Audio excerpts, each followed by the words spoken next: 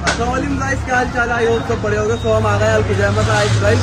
तो गाइस अरशद भाई को हम जब से जानते हैं, जब रेस्टोरेंट स्टार्ट हुआ था, जब कुछ नहीं था यहाँ पर, आए और गए, लेकिन अल खुजैमा जैसा टेस्ट ना होगा ना आएगा कभी। तो आज अरशद भाई के यहाँ जो सबसे ज़्यादा फेवरेट चीज़ है वो खाते हैं और देखते एक बार अंदर से रिव्यू कैसा है।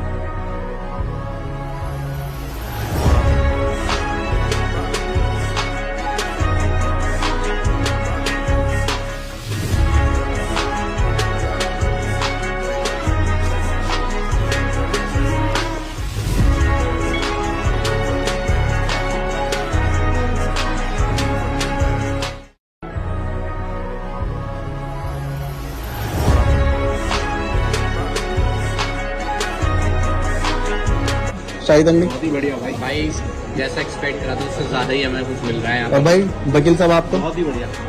प्लेटफॉर्म पे तो मैंने अभी तक ऐसे कहीं देखी।